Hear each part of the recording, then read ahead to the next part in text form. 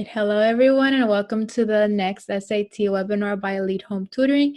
If you weren't here on the previous webinars, my name is Karen. I am the Associate Counselor here at Plexuss, and we have with us Christine, who is the tutor from Elite Home Tutoring. Happy Monday. Thank you for being here with us today. I put in the chat to please connect with Elite Home Tutoring. I put the link right there in the chat so you can go ahead and copy and paste it in your browser. So that will take you to their profile and you can connect with them from there. In this webinar, Christine will be lecturing you all on functions and graphs, which is the topic of today's webinar. And you are free to interrupt her with any questions you all have. You can do so by sending your question in the chat. You can send it to everyone, or you can send your question privately. I am my counselor, Karen, on the participants. You can also ask your question by raising hand. You can access the raise hand option by clicking participants, and the raise hand button should be right there. You will then wait for me to call on you, and then you'll be able to ask your question to Christine directly. And this webinar will be recorded, and you can access it through our Plexuss YouTube page called Plexuss Social Media. All of our previous webinars are also were also recorded and are also placed right there if you weren't able to attend our webinars then. All right, and that's it from me. Christine, let's get started. Thank you very much, Karen. It's good to see you, and welcome to everybody there. Some of you are on spring break. Some of you just finished spring break, so good to get back at the SAT. It's going to be a very important SAT in the next year or two for many, many reasons. And the harder you work, the better your score will be, and the more options you will have for getting into the school college of your dreams, your goal college. Yeah, I recommend that you get a piece of paper and pencil out, take any notes that I've got up for you and write them down and use them as you are practicing on your own, whether you're practicing on your own or with a teacher or tutor or another student. Follow the steps that I offer you and you will see success. And whenever you make mistakes, always go over your mistakes and see why you made them and analyze your errors. Biggest part of the recommendation. If you don't know why you missed it, you can't fix it. Okay, so let me share my screen. And if there are any questions while I'm getting to share screen, please send them my way and we will address them or send them to Karen. Okay, let's see here. Okay. And here we go. Okie dokie. So we're starting today with, we have functions and graphs. There are some general strategies for functions and graphs. We'll look at those in a minute. I'll provide you with some examples of functions and examples of graphs, and then that you will see on the test, and then we'll try our hand at it on the actual an SAT practice test or two. Okay. First of all, what is a function? What is a function? A function, if for those of you who don't know, is an equation for producing ordered pairs. Think of it like a machine. So most of you are familiar with functions, but if you're not, they look a little bit scary at first. You put in one number, x, and the machine spits out another number, which we will call y, or the f of x. That can be put on a graph if you had a graphing related function question. You put in another number for x, a different number for x, and the machine will spit out a different y or f of x. Here are two examples of function questions you might see on the SAT. So this one's straightforward. If you're unfamiliar with functions, then this is what it will look like. The f of x, which is equivalent to a y, is equal to x cubed minus 4x plus 8. Then the function of 5 is equal to what? Okay, so we do not do anything with this f of x on the left side. We're strictly looking at plugging in 5 for the x's in the right side of the equation. So you can do some calculating on your own, and I will take you then step by step. with how to do it. Would be something that you would see on a no calculator section. So you're going to have to do a little bit of handwritten or mental math. It's good to know your factors of 5 squared, 5 cubed by heart. And that will help you quite a bit. Okay, how to solve it. Here we go. Whenever you see a number inside the parentheses, such as f of 5, plug in that number for x on only the right side of the equal sign. So 5 cubed minus 4 times 5 plus 8. 5 cubed is 5 times 5 times 5, 125, minus 20 plus 8, order of operations, 113. So that's the basics for what a function is if you've never seen a function. If you had put f of 6, the outcome would be different because then you would cube 6 and multiply it times 4, subtract it, and add 8. Okay, very good. That's the basics, and you will see something like that on the test. It will be in the first few, and it's normally a no calculator. A second example says if the f of x, the function of x, is equal to x squared plus 2, then which of the following could be a value of the f of x? So the outcome of x squared plus 2. A little bit confusing, not sure what they're asking there, so you maybe reread the question. Very typical of the SAT, this kind of question, where you want to, so how to solve it, you want to just kind of get started, understand the question. What are they asking? They're asking which of the answer choices could replace the f of x in the equation.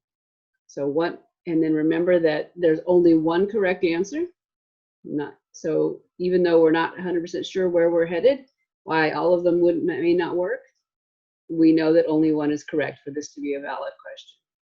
Therefore, just get started by plugging in the answers, PETA, to see which one will work or to be true, a true statement. Okay, so let's think about what we're doing here as you go along. So let's use our time well. Okay, next one. Example still up at the top. And let's plug in answer A. If the f of x is -1, you're replacing -1 for the f of x, and you get -1 equals x squared plus 2. In order to solve for x, you have to subtract 2 from both sides to get -3 equals x squared. Answer A does not work because no matter what you put in as a value of x, the value of x squared has to be either a positive number or 0. Right? Because there's no value of x that when squared will be a -3.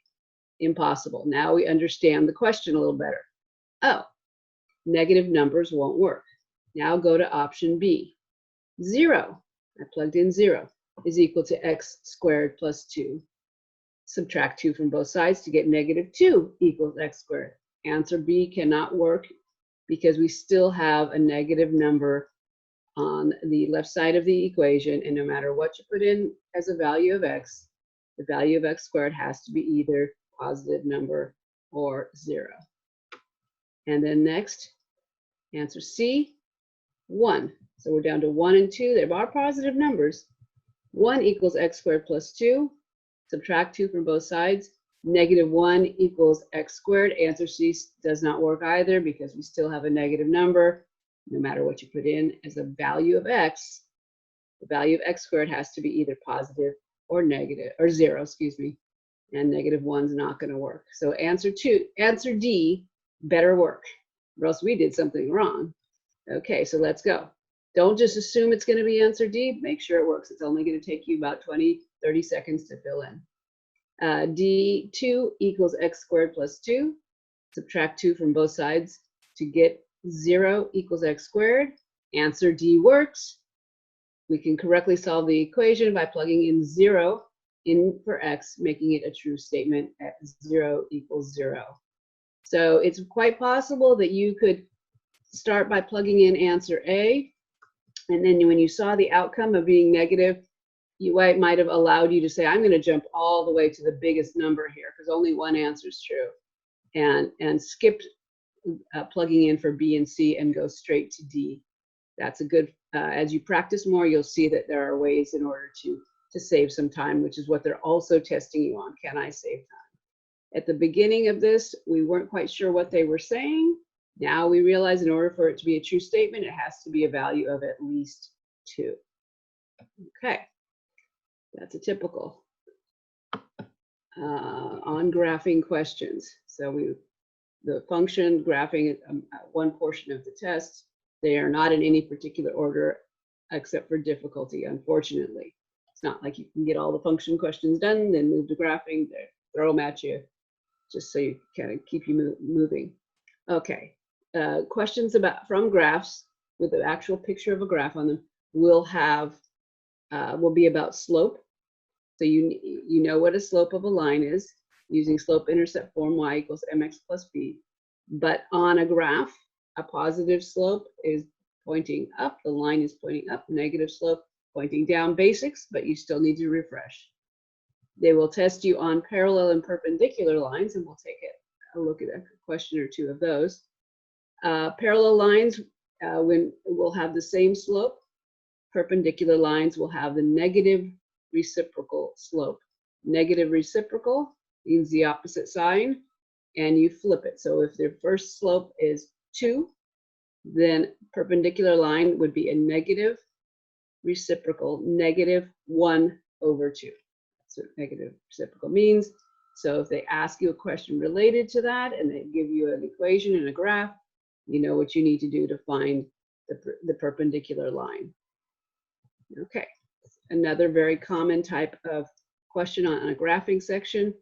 It will be equations with infinitely many solutions. They may give you a graph, they may not give you a graph, but they will definitely say, give you a question about what would make a particular equation have infinitely many solutions. I would write down that phrase, infinitely many, because it is on the test quite frequently. And an example of that would be x plus 3 is equal to x plus 3. So now that will be, they'll probably mix it around and you have to combine like terms. But when you isolate and combine your like terms, you're going to get something as simple as x plus 3 equals x plus 3, because whatever you put in for x is going to be true. Infinitely many solutions.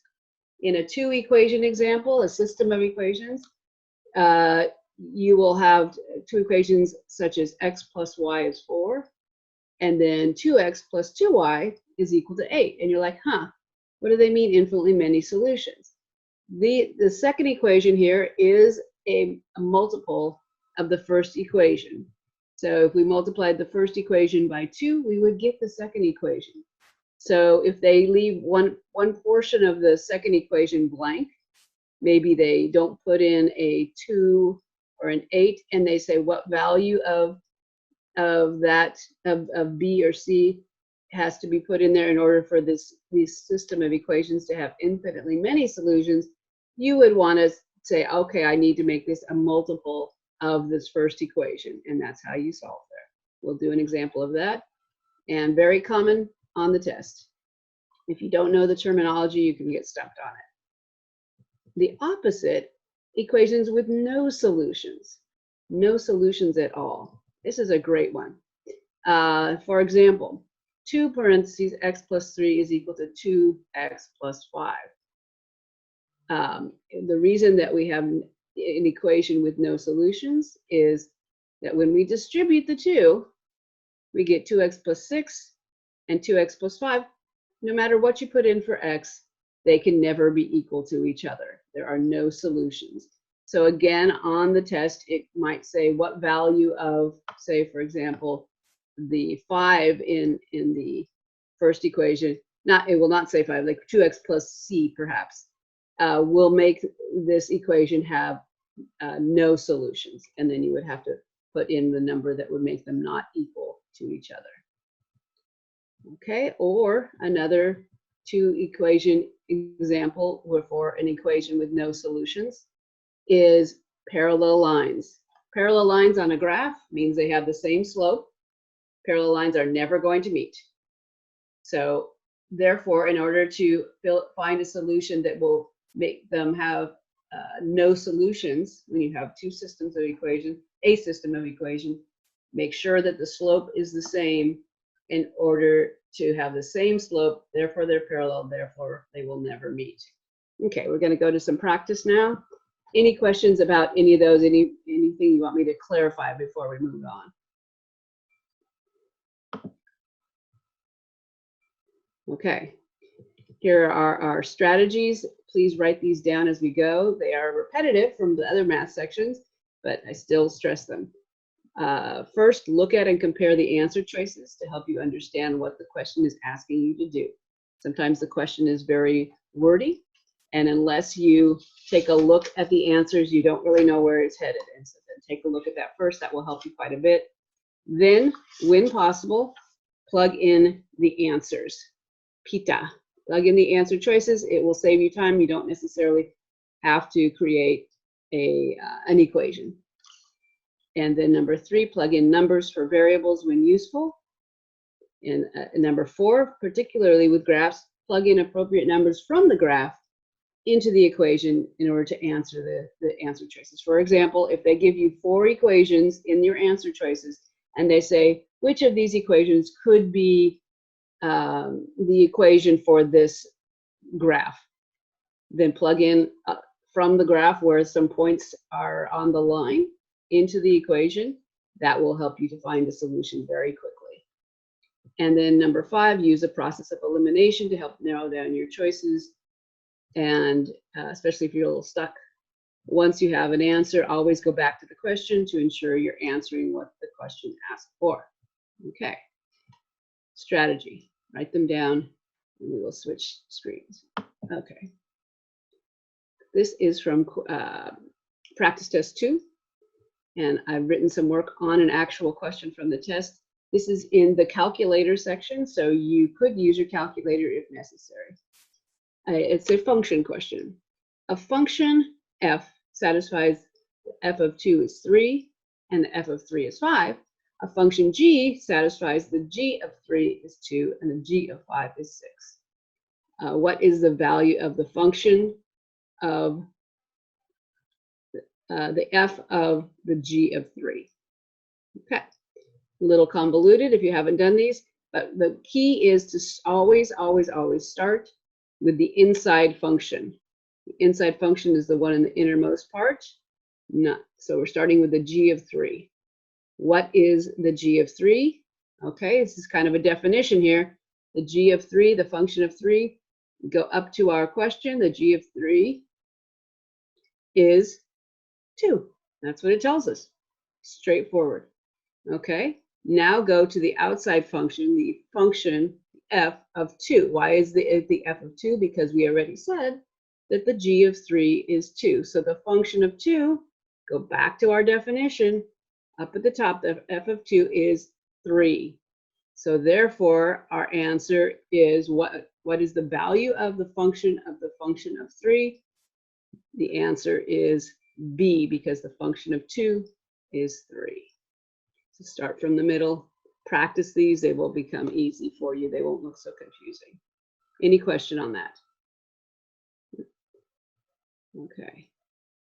A couple more, and then you guys will get a chance. I'm trying to change screens here. It's being very fun. There we go.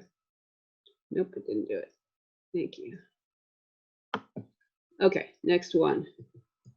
Question 26. So toward the end of the calculator section, so a little bit harder. We see we have a graph, and our question says the complete graph of the function. So this is the complete graph, is shown in the x plane, y plane above. Which of the following are equal to 1? Okay, so what is this asking me to do?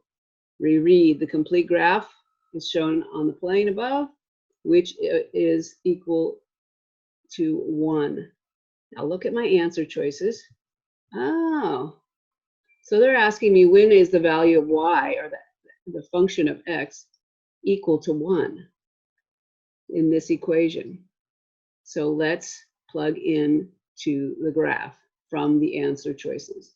So we know that the -4 in the Roman numeral 1, -4 is to be replaced by, placed into on the line. So where is there a -4 for x? 1, 2, 3, 4. Is y equal to 1? There's our first point. Yes, it is. Good. Y is equal to -1. So we know that at least answer, at least Roman numeral 1 is a true statement. -4, +1. Okay, there, I look at my answer choices. Is there any that are just 1? No. So if I had this on paper, I would cross out answer A and I'd cross out answer B, because only B and D have a Roman numeral 1. So that means I'm going to go straight to Roman numeral 3. Roman numeral 3. So Roman numeral 3, let's plug in. +3 for x. 1, 2, 3. +1. 3, 1 is a possible answer. So Roman numeral 3 is true. So we either have B, but we better check about Roman numeral 2. So Roman numeral 2 is 3/2 when x is 3/2. So that is 1.5. You have to play a little bit. 1.5, 3/2, right in the middle between 1 and 2 and up. Yes, indeed. That is also 3/2, 1. So answer D is the correct answer on that one. Any questions on that? So typical, playing with functions a little bit. And let's do it. I'm trying to go to the next screen. Not letting me. There we go. Okay. Which of the following graphs best shows a strong negative association between D and T? Okay. Reread the question. Underline a strong negative association. Negative is a downward slope. It's a cluster, but it's an association, so that makes sense. So find D and T in the answers. Make sure you know what you're looking for. Okay. D is the x-axis, T is the y. And use a process of elimination, because that's all they give us. Strong negative association. Okay. Question to ask for A, is that positive or negative? And is it, it is negative. Is it a strong negative association? Possibly, right? So kind of put a little maybe next to A. We need to compare if we have anything else. B, is that negative? Definitely not. C, is that negative? Definitely not. D, is that negative? Yes, it is. Going down. The cluster's going down. Is it stronger negative than A? Yes, it is. There we go. Now we can see it all at once. Okay, so our correct answer is D, by process of elimination. Very good. Oop, that's not what I meant to do.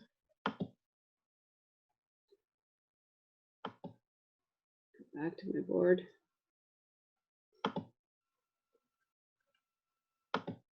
It's a little bit fussy over here. There we go.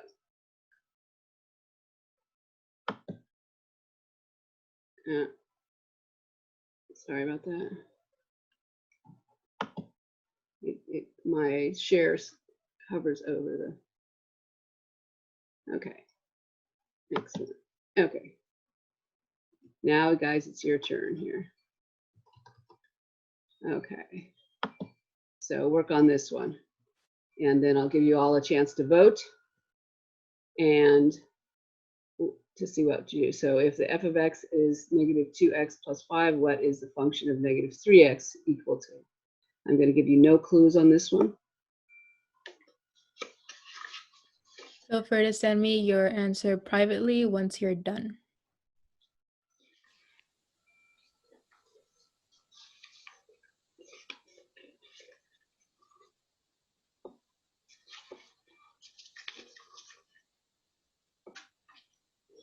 Okay.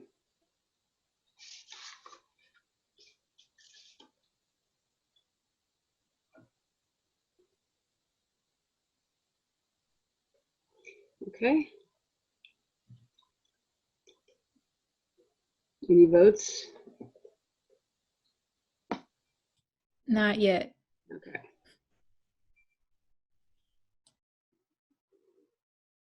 So we're plugging in negative 3x for where the x is on the right-hand side of the equation.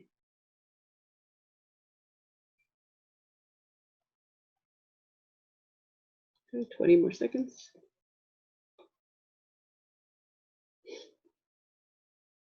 Right, here we go.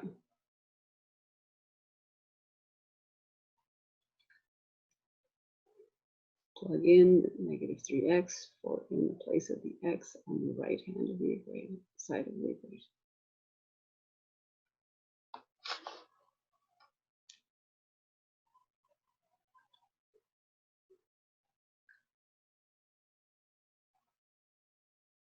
Okay.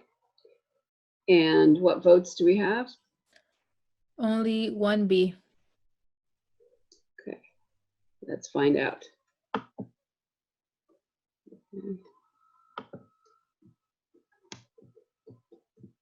Can everybody see that well? Yes. Okay. So first you want to plug in the 3x into the x in the equation. And that will give you negative 2 times negative 3x plus 5. We just plugged in right here where the x is. And then that will be distributed the negative 2. That gives you 6x plus 5. So the function of negative 3x is equal to 6x plus 5. Answer B. Very good, correct, whoever that was. Awesome job. So we were just plugging in from what they offer you, the negative 3x. Okay, last one. Your turn. This is a little harder to see because of the screen. Make it a little smaller. The mass of living organisms in a lake is defined to be the biomass of the lake. If the biomass is in the lake doubles each year, which of the following could model the biomass in the lake as a function of time? Okay, so that's a lot of information that doesn't seem to be particularly important. It does say something about the biomass doubling each year and asks you which could be the model of the biomass as a function of time. So we looked at our labels. Time is the x, biomass is the y.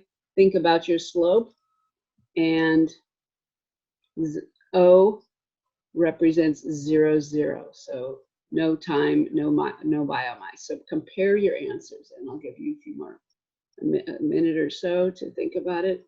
Sorry, I can't quite. Let me see if I can make it smaller here. There, it's small, but at least you can see it all at once. Okay.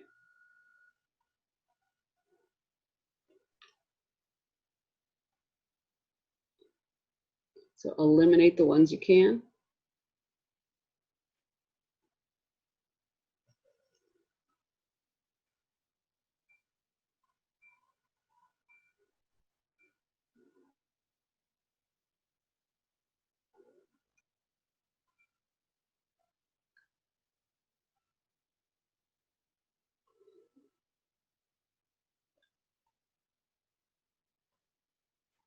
If you're not 100% sure, you can even say it's either this answer or that answer. That way we get a few votes in.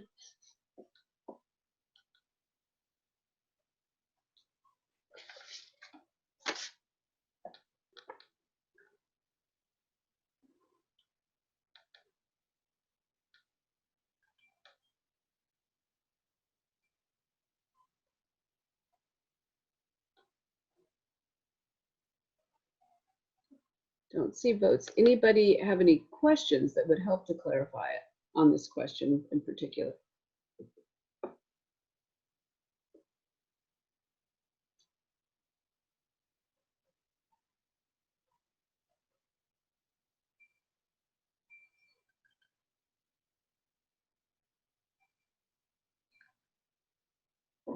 Okay.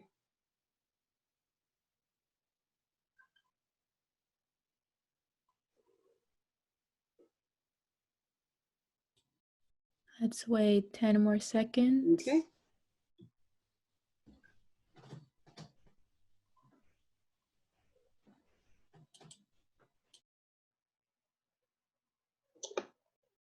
Okay, what is our vote that we have? Okay, we have C seems right, but doesn't start at 00. For O, does it have to?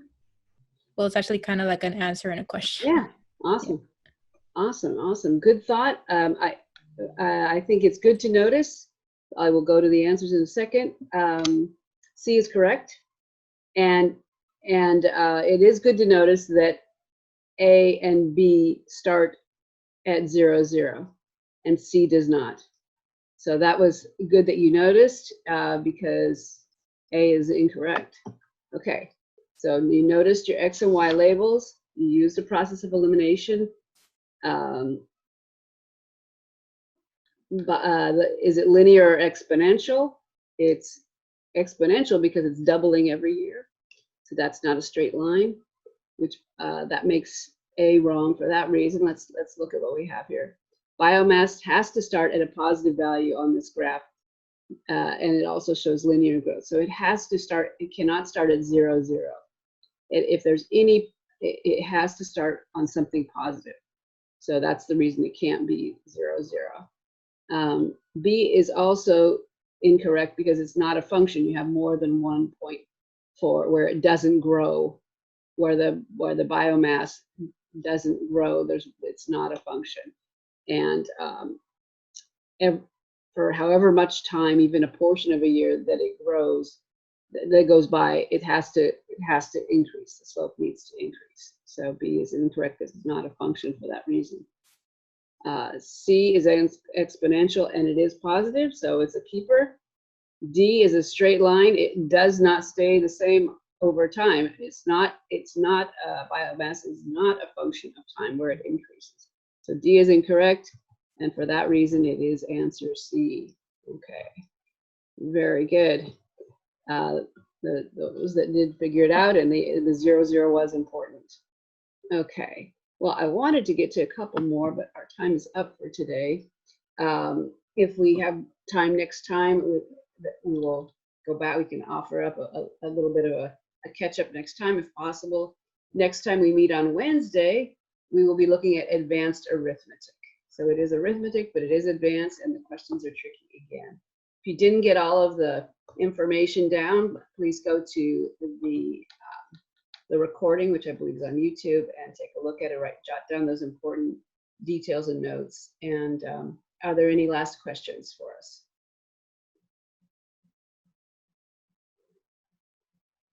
Okay, good job. Okay, thank you, Christine. My pleasure.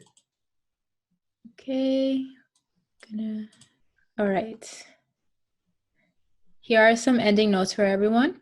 The next webinar, as Christine mentioned, is the SAT Math Test Advanced Arithmetic. It will be on Wednesday, April 22nd at 1:30 p.m. Pacific Standard Time. We will very much appreciate it if you download our Plexuss app. If you download it, you'll be able to receive instant notifications. If you are loving these webinars, we would very much appreciate it as well if you rate it and review our Plexuss and Elite Home Tutoring and our webinars as well. We appreciate any feedback you are able to give us. Chat with my counselor regarding any questions you have about this webinar, or reach out about any questions you have about higher education. We are always happy to help with that as well.